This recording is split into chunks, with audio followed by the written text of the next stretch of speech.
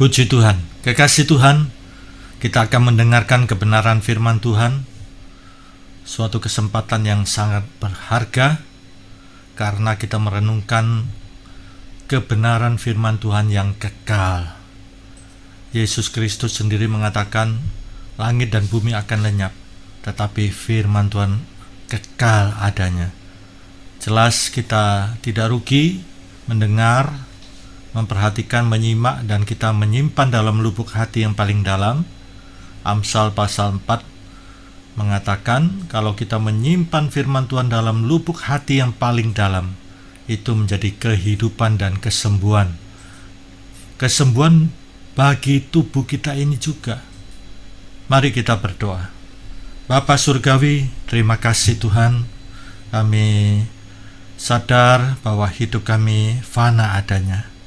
Kami perlu berpegang kepada nilai-nilai kekal, yaitu firman Tuhan. Kalau kami menyimpan firman Tuhan dalam hidup kami, dalam hati kami yang paling dalam, sebagaimana firman Tuhan itu kekal, demikian juga roh jiwa kami kekal bersama Tuhan Yesus di surga. Karena firman Tuhan adalah Yesus sendiri, kami cinta firman Tuhan, dengan demikian kami cinta Tuhan Yesus. Kami sambut firman Tuhan dalam nama Tuhan Yesus Kristus. Amin. Kekasih Tuhan, kita akan belajar bersama-sama dan merenungkan kebenaran firman Tuhan mengenai penguasaan diri. Penguasaan diri ini sangat penting.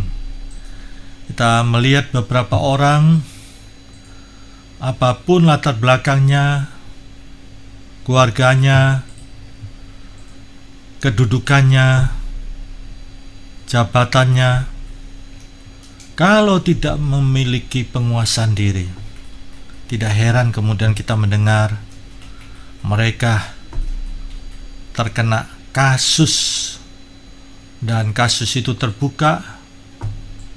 Disinilah malunya itu sampai sedemikian rupa, bahkan malu sampai anak cucu.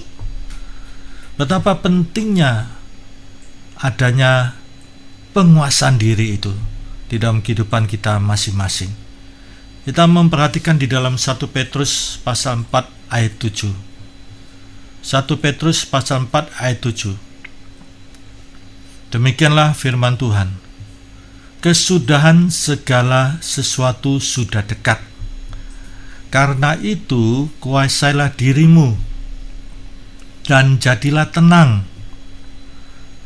Dalam bahasa Yunani, Irene, supaya kamu dapat berdoa. Sekali lagi kita perhatikan, kita menyimak. Kesudahan segala sesuatu sudah dekat. Karena itu kuasailah dirimu. Kuasailah dirimu. Dan jadilah tenang, supaya kamu dapat berdoa.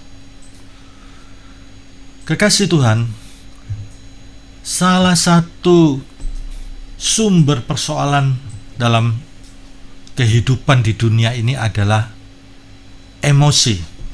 Perhatikan baik-baik. Emosi. Kalau emosi itu tidak terkendali dan itu menjadi kebiasaan sehari-hari di dalam kehidupan kita, akhirnya menjadi karakter yang buruk. Bahkan menjadi seorang yang emosional, temperamental, dengan penunjukan amarah yang meledak-ledak di dalam kehidupan sehari-hari.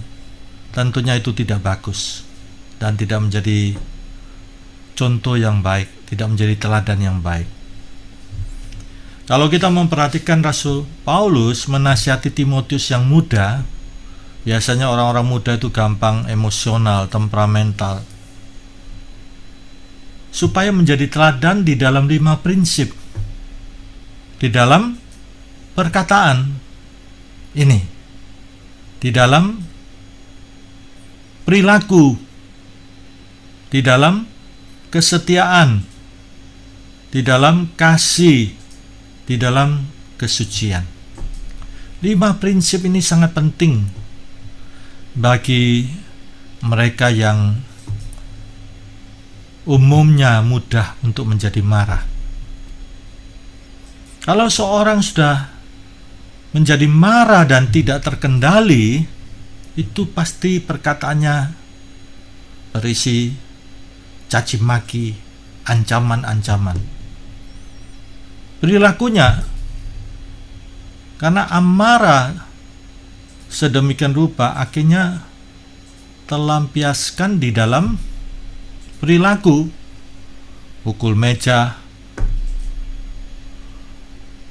kalau dia seorang aktivis atau seorang mempunyai jabatan, bahkan rohaniwan, kalau dia sudah pukul meja, itu sama saja sudah pukul orangnya.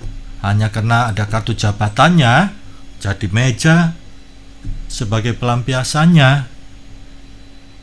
Bahkan mungkin kalau sudah marah yang tidak terkendali, satu anggota rumah marah, lihat bisa transfer ke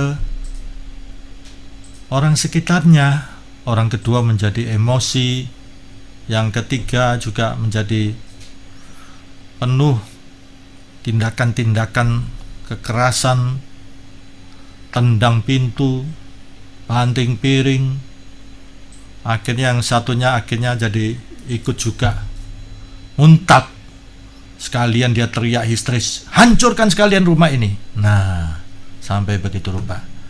Apakah kita betah hidup di rumah yang demikian? Demikian bisa berdampak kepada kesetiaan. Karena amarah tawar hati, sudah, saya tidak mau beribadah, saya tidak mau berdoa lagi. Ada yang terwujud di dalam kasihnya, sudah mulai luntur kasihnya. Ancaman-ancaman keluar, bahkan mengutuk sekalipun itu darah dagingnya, kutukan pun bisa keluar. Dan akhirnya kehidupan keseluruhannya sudah tidak menjadi kudus, tidak menjadi suci lagi. Karena alam rohnya dilingkupi dengan caci maki, bersungut-sungut, ancaman-ancaman, kutukan-kutukan. Nah, ini yang akhirnya merusak keseluruhan hidupnya. Firman Tuhan katakan apa kalau kita membaca dalam Efesus pasal 4 ayat 26? Efesus 4 ayat 26 dan 27. Apabila kamu menjadi marah, kita ini makhluk sosial, hidup di dalam masyarakat. Kita tidak bisa menjadi seorang yang hidup sendiri. Kita tentunya bersosialisasi sebagai makhluk sosial. Tentunya ada benturan-benturan. Nah, firman Tuhan katakan, apabila kamu menjadi marah, janganlah kamu berbuat dosa.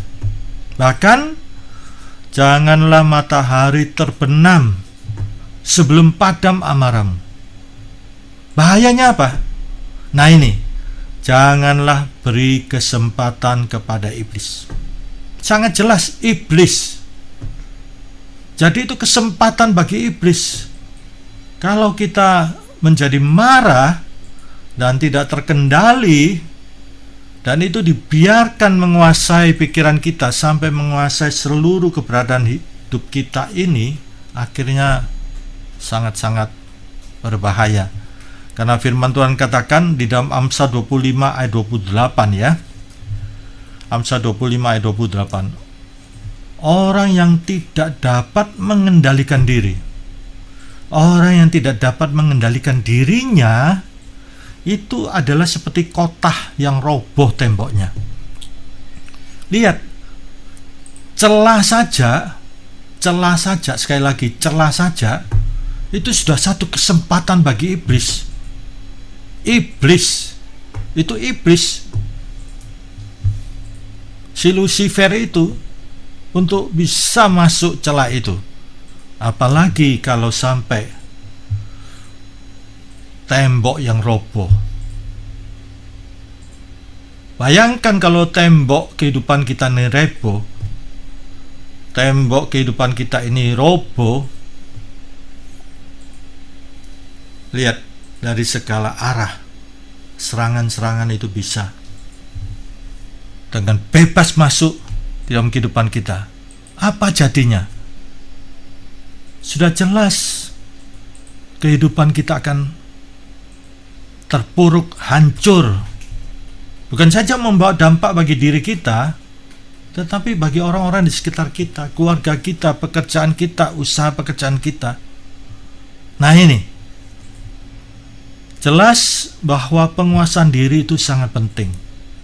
Di dalam iman Kristen, penguasaan diri itu merupakan bagian dari buah Roh Kudus, pekerjaan Roh Kudus. Kita ini manusia terbatas. Kita tidak luput dari kekurangan, keterbatasan manusia ini. Nah, kita lihat saudara,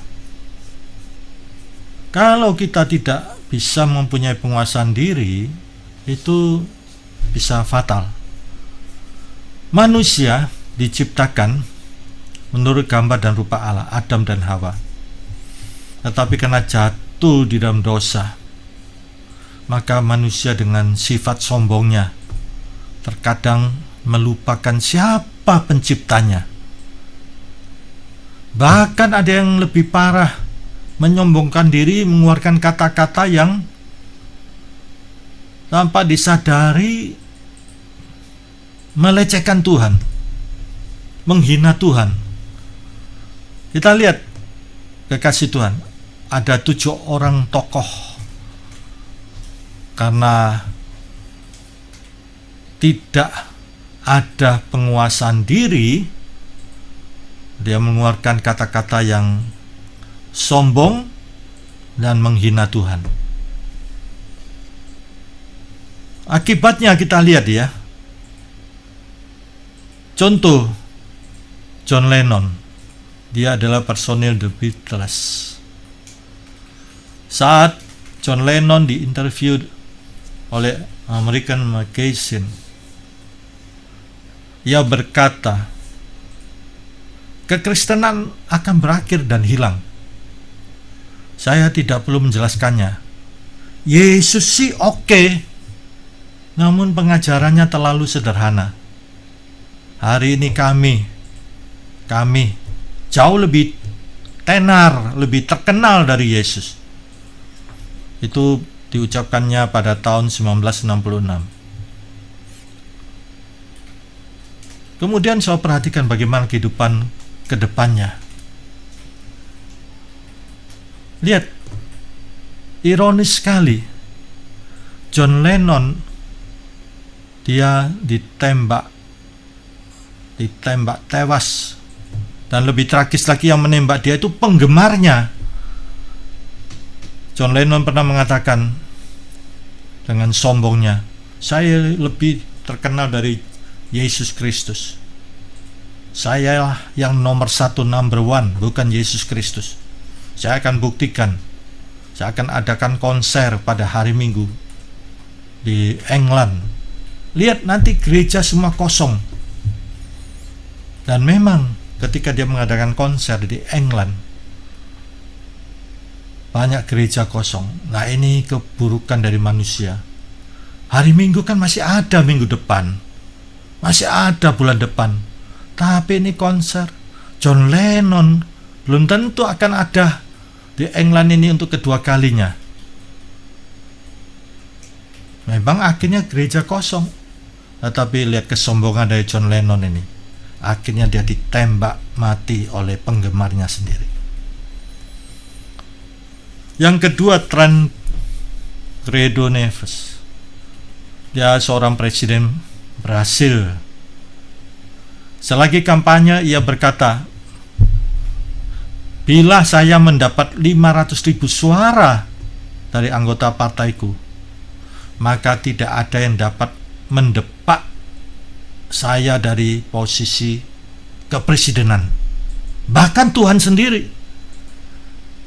Dan memang akhirnya dia mendapat lebih dari 500.000 suara. Tapi sehari sebelum peresmian jabatannya, akhirnya dia menjadi sakit meninggal. Nah ini. Yang ketiga, Jesus. Dia artis Brasil. Dalam penampilannya di Venesia, Rio de Janeiro, sambil menghisap cerutu, ia mengebulkan asapnya ke udara sambil berkata, "Tuhan, ini untukmu," sambil dia kebulkan asap rokok itu ke atas. Ini kan satu sikap perilaku yang menghina ini, melecehkan. Dan pada umur 32 tahun, Jesus ini meninggal karena kanker paru-paru dalam kondisi yang mengerikan. Yang berikutnya, Marilyn Monroe. Ini artis USA yang sangat terkenal. Billy Graham, seorang pengkhotbah penginjil internasional, setelah memimpin sebuah ibadah kebangunan rohani, dia terdorong oleh Roh Kudus untuk menyampaikan pesan Tuhan. Roh Tuhan mengutus untuk menyampaikan pesan Tuhan. Setelah Marilyn Monroe mendengar apa yang disampaikan Billy Graham, apa yang dikatakan Marilyn Monroe? "Maaf, aku tidak butuh Yesusmu, tidak butuh saya." Kekasih Tuhan, seminggu kemudian Marilyn ditemukan tewas di apartemennya. Dan sebuah secari surat yang tertulis, dia tidak merasa bahagia hidupnya. Apa yang dicari manusia, dia berhasil memperolehnya. Kekayaan, kemewahan, fasilitas, popularitas, semuanya dia miliki, tapi hatinya kosong. Dan dia dijumpai tewas di apartemennya. Yang kelima, Bon Scott, ex-vokalis AC/DC. Dalam salah satu lagu di albumnya pada tahun 1979, ia mengatakan, jangan hentikan aku, aku sedang asik berjalan ke neraka." Nah ini kalau sembarangan ngomong ini.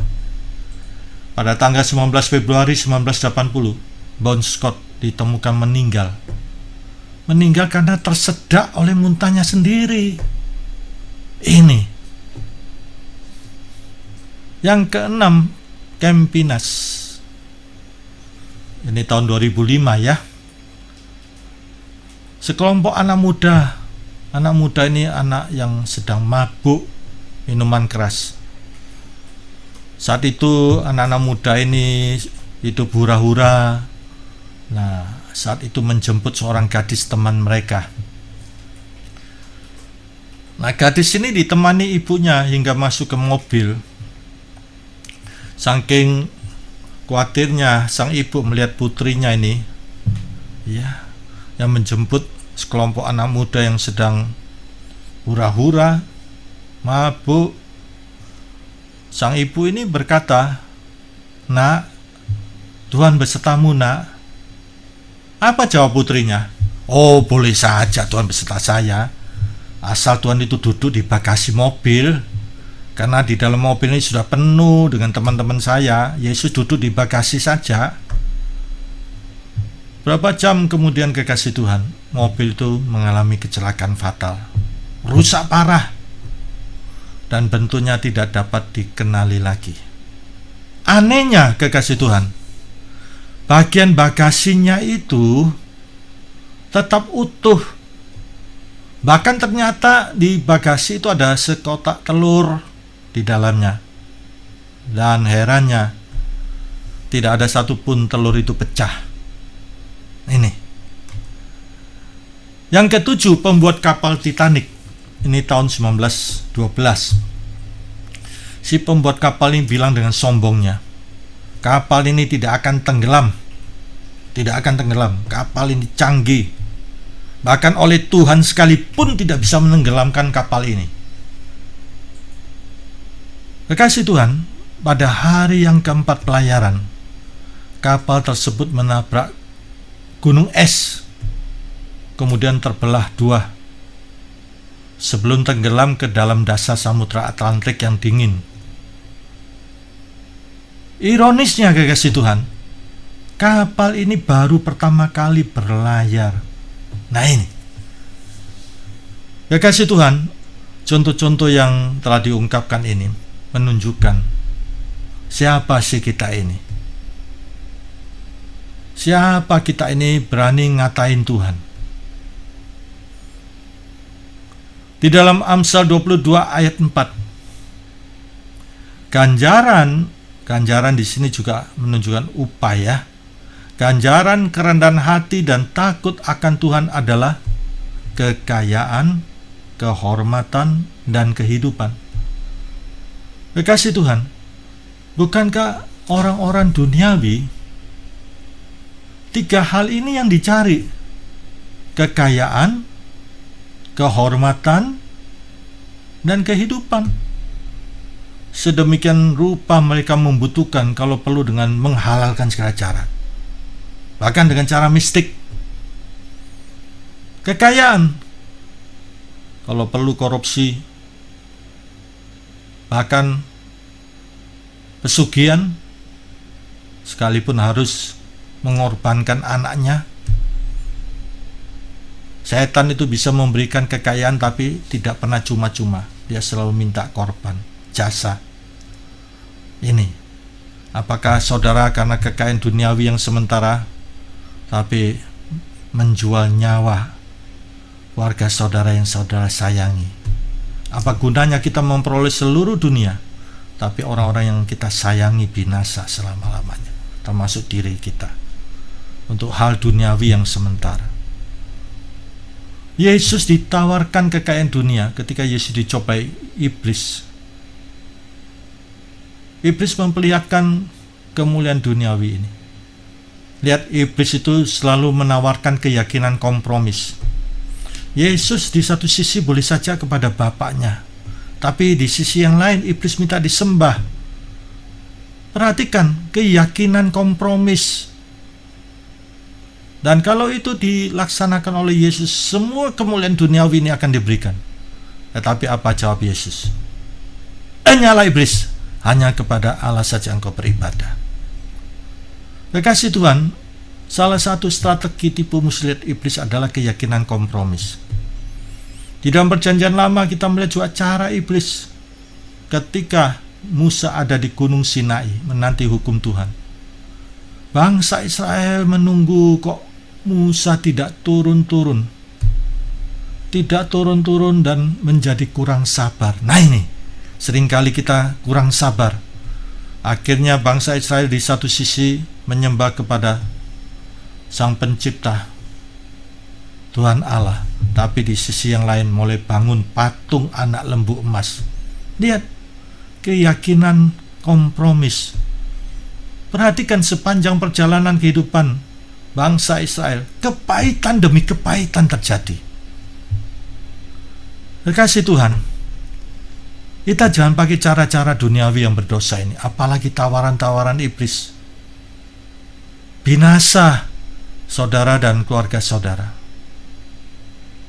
Binasa selama-lamanya di neraka. Apa gunanya kita memperoleh kekayaan besar? Baru-baru ini saya mendengar seorang pengusaha besar. Dia seorang konglomerat yang dari orang tuanya nurun ke pengusaha besar ini. Dia sendiri sudah bertobat terima Tuhan Yesus, tapi orang tuanya belum. Dia sering menceritakan tentang Yesus, tapi orang tuanya marah besar, sampai akhirnya usia lanjut dan meninggal. Suatu hari dia mimpi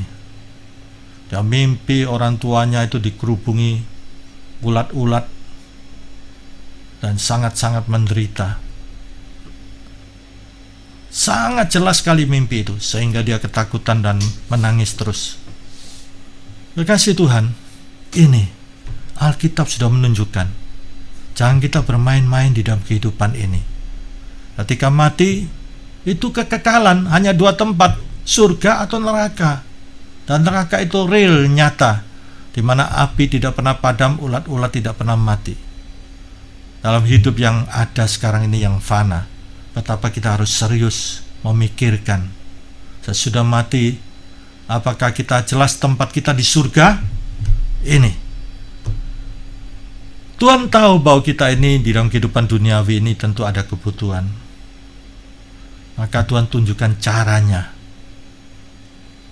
Disinilah kekasih Tuhan, kita harus pakai cara Tuhan, jangan cara diri kita sendiri, apalagi cara-cara duniawi.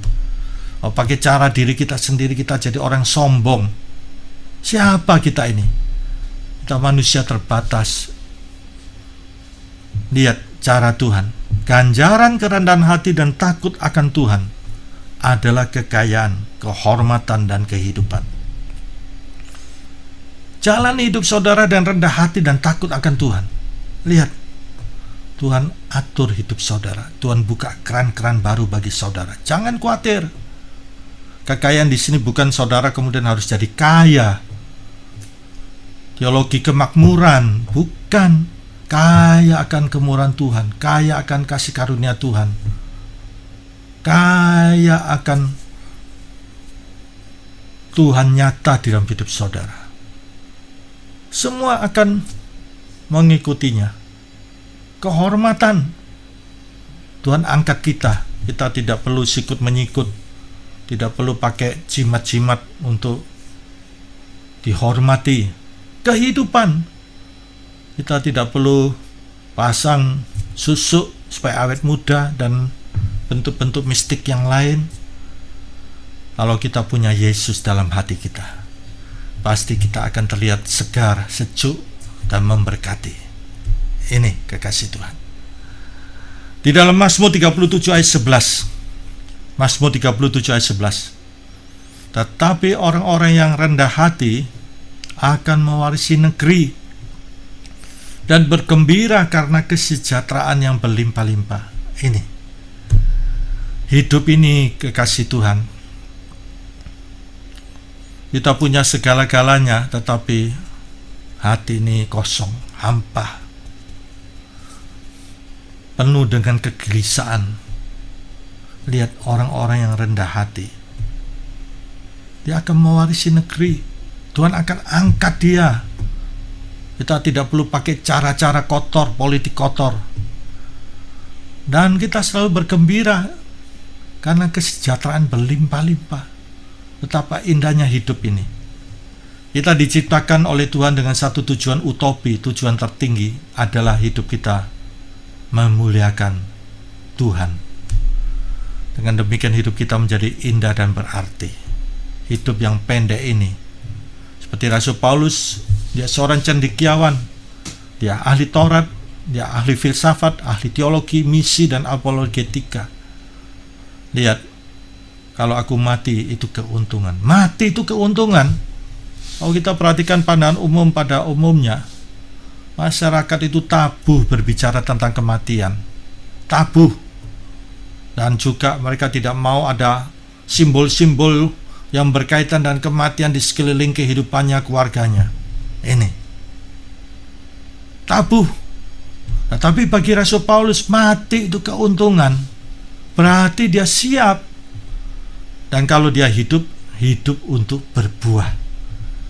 Kasih Tuhan, jangan sampai saudara terjebak dengan rutinitas kekhawatiran hidup ini, sehingga hidup saudara tidak menjadi satu persembahan yang harum di hadapan Tuhan. Berikutnya kita akan melihat cara membangun penguasaan diri. Cara membangun pakai cara Tuhan, pakai cara firman Tuhan, bukan cara-cara duniawi. Cara membangun penguasaan diri sesuai 1 Petrus 4 ayat 7. Kuasailah dirimu dan jadilah tenang. Nah, di sini Eirene, di sini saudara membangun kehidupan yang damai sejahtera. Membangun kehidupan damai sejahtera. Sehingga supaya apa? Supaya kita bisa berdoa. Nah, di sini tentunya untuk membangun penguasaan diri, untuk membangun damai sejahtera di sini, maka perlu membangun emosi yang positif. Kita manusia ini bukan robot, kita juga punya emosi. Nah, untuk membangun emosi yang positif, kita perlu membangun cara berpikir positif. Di sini saya bukan mengajarkan positivisme. Kalau sampai isme itu paham. Nah, kalau sudah paham, tidak mengikut sertakan Tuhan. Positivisme itu sudah suatu tindakan yang tidak butuh Tuhan. Saya berpikir positif, saya akan sukses, akan berhasil, memakai cara kekuatan manusia. Tetapi di sini membangun cara berpikir positif itu dengan cara Tuhan, bukan positivisme, bukan isme, bukan suatu paham. Itu berdasarkan Filipi 4 ayat 8.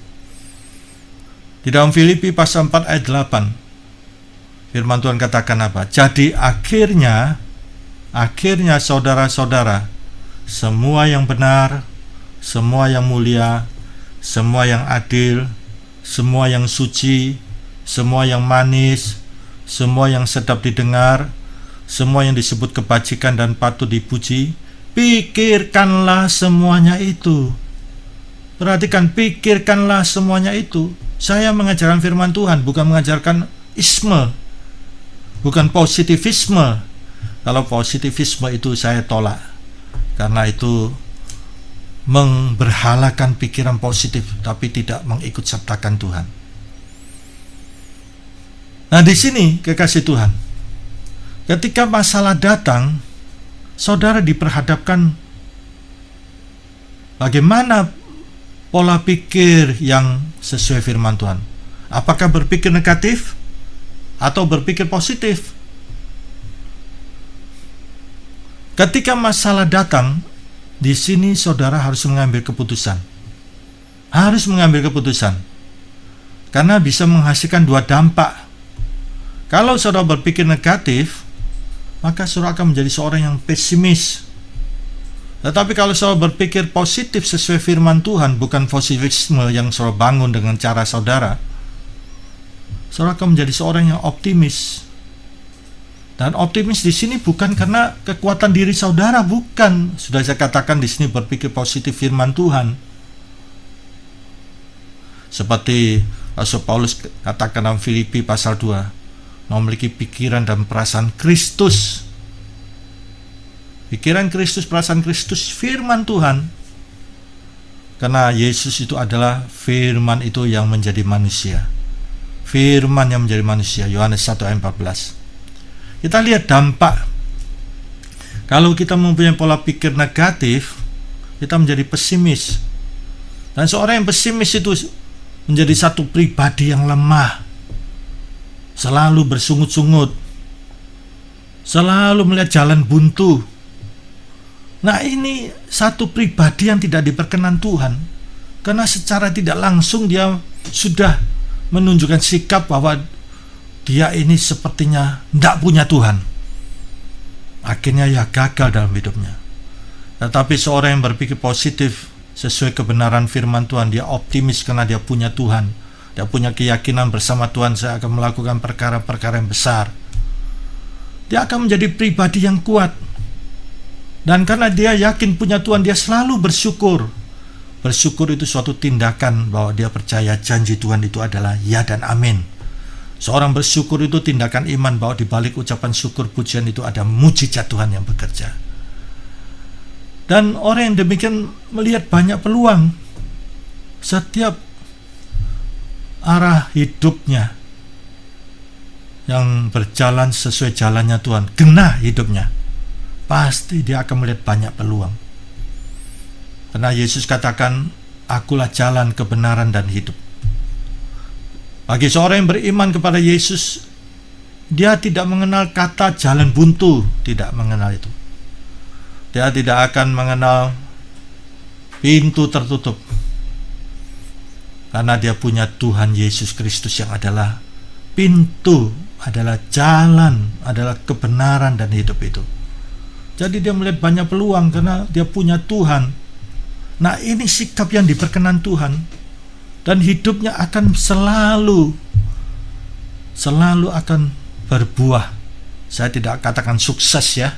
Ukuran sukses itu seringkali ukuran manusia duniawi itu dengan sesuatu yang serba wah.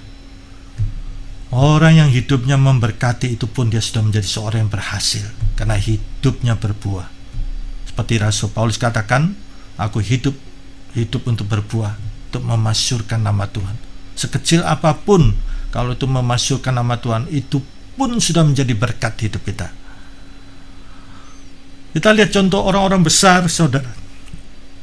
Orang-orang besar ketika mengalami masalah dalam hidup kita, dalam masalah-masalah hidup manusia, ya, manusia kita ini manusia tidak luput dari masalah.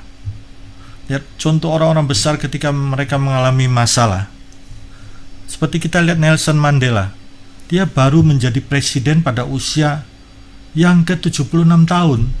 76 tahun. Jadi sebetulnya jangan kita menjadi seorang yang gampang putus asa. Saya sudah tua, saya ini harusnya pensiun. Ya, di dalam Tuhan, apalagi dalam Tuhan, kita tidak mengenal pensiun. Sampai napas terakhir kita tetap melayani Tuhan. Lihat berikutnya, Winston Churchill. Dalam pidato beliau selalu mengatakan never give up. Sebetulnya dalam hidup Winston ini penuh dengan kegagalan, penuh dengan tantangan. Winston Churchill ini menjadi berhasil menjabat Perdana Menteri Inggris pada usia 52 tahun. 52 tahun. Kita lihat juga Abraham Lincoln. Sepanjang hidupnya itu banyak dijumpai kegagalan. Usia 21 tahun dia gagal dalam bisnisnya. Usia 26 tahun istrinya meninggal dunia. Dia dalam keadaan stres. Betul, usia 27 tahun dia menderita sakit jiwa. Usia 45 tahun dia gagal pemilihan senator untuk ketiga kalinya. Usia 47 tahun dia gagal dalam pemilihan wakil presiden. Dan usia 52 tahun baru berhasil menjadi presiden Amerika Serikat ke-16. Usia 52 tahun, saudara. Kita lihat juga Martin Luther King. Dia adalah keturunan kulit hitam di Amerika Serikat. Dia memperjuangkan keadilan yang sangat terkenal dengan pidatonya yang berjudul I Have a Dream. Untuk apa, saudara? Untuk mewujudkan tidak ada perbedaan rasis, tidak ada diskriminasi. Selalu dia katakan, kalau saya mau, saya pasti bisa. Dan dia seorang yang beriman kepada Kristus. Bersama Tuhan dia bisa melakukan perkara-perkara yang besar. Kita lihat juga akhirnya berkat hidup yang digerakkan oleh impian seorang yang bernama Martin Luther King, Obama menjadi presiden Amerika Serikat yang berkulit hitam sepanjang sejarah. Tidak mudah untuk menjadi presiden Amerika Serikat, apalagi dia berlatar belakang berkulit hitam. Kekasih Tuhan, kita lihat di sini sepanjang sejarah orang-orang besar itu mereka memiliki satu sikap pantang mundur, maju terus. Nah, di sini apalagi kita punya Tuhan. Kita punya Tuhan di dalam hidup kita ini. Kebenaran firman Tuhan mengajarkan kepada kita. Kita baca di dalam kebenaran firman Tuhan. Di dalam Kolose pasal 3. Kolose pasal 3, kita perhatikan. Pasal 3 ayat 15 dan 16. Demikian firman Tuhan. Ini cara Tuhan. Bagaimana kita dapat menguasai diri kita ini. Kolose pasal 3 ayat 15 dan selanjutnya.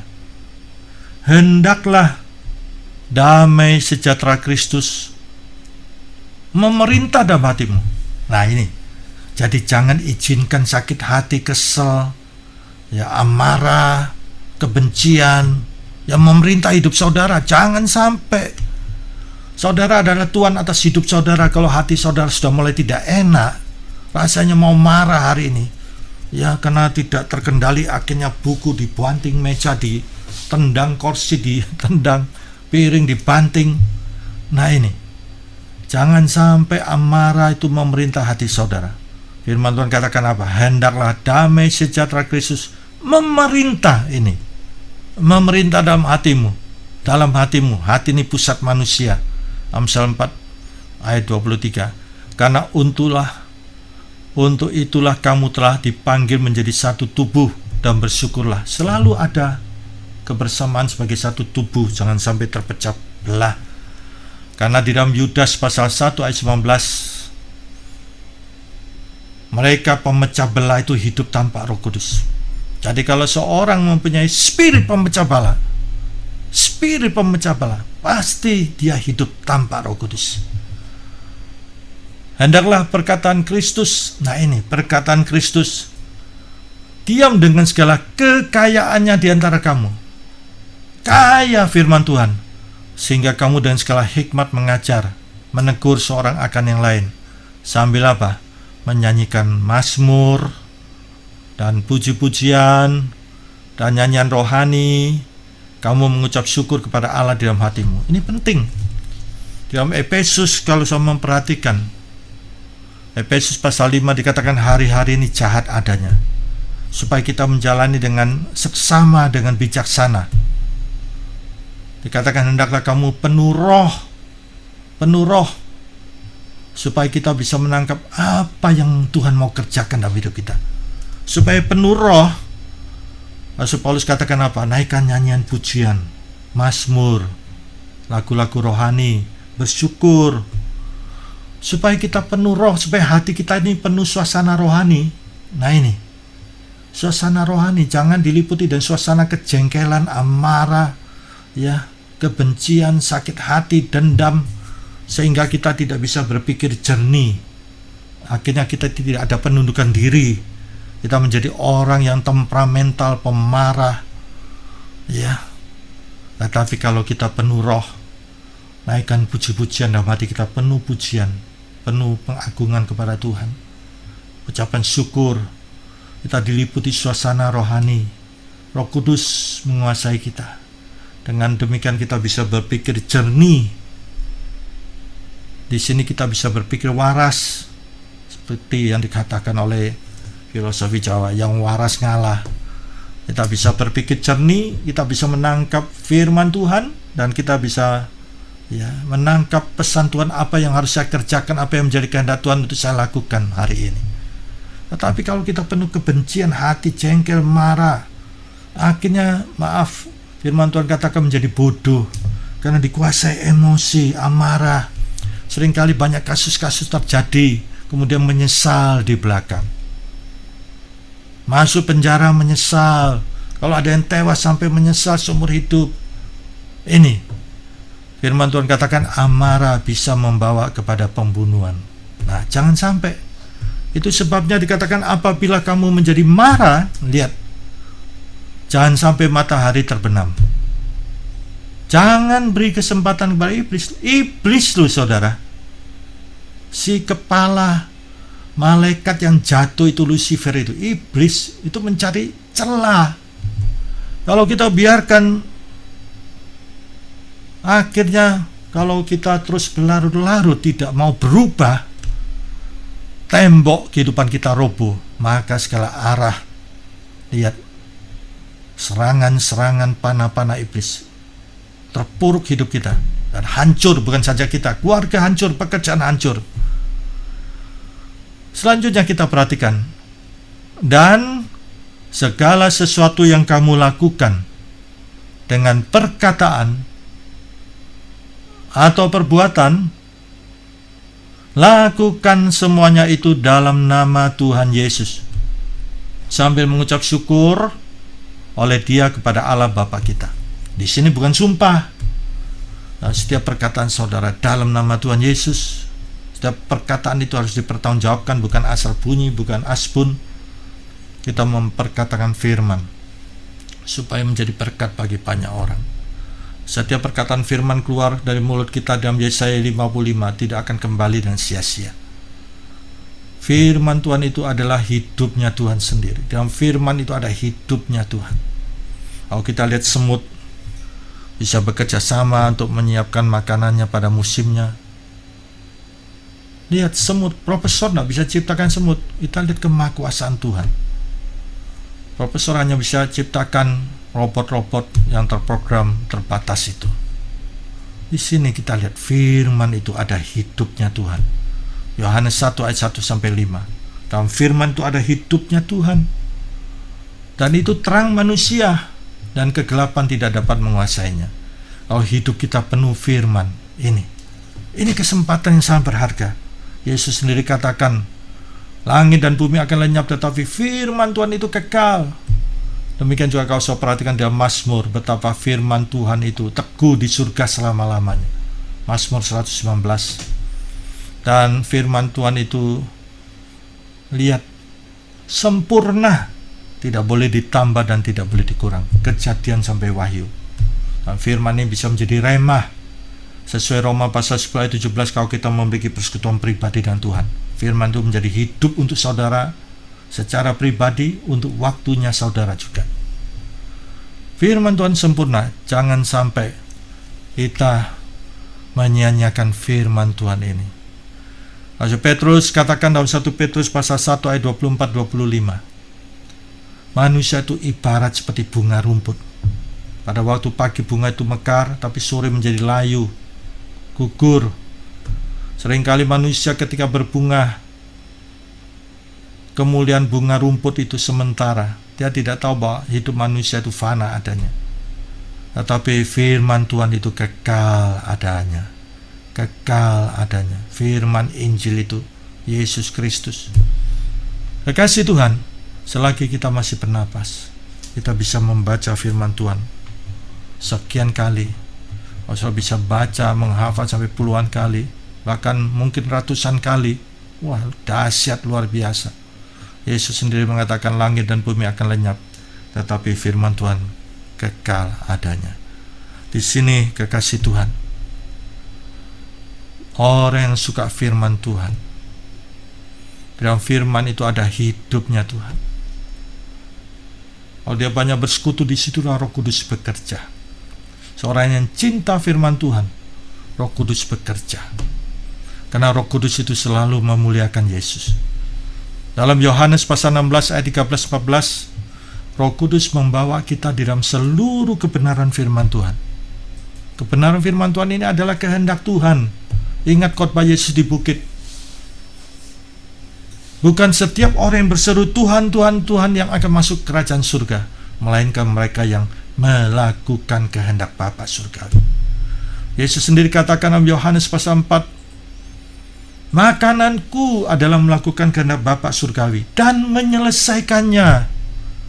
Dan makanan Tuhan itu apa? Pekerjaan Tuhan, ladang yang sudah menguning, siap untuk dituai.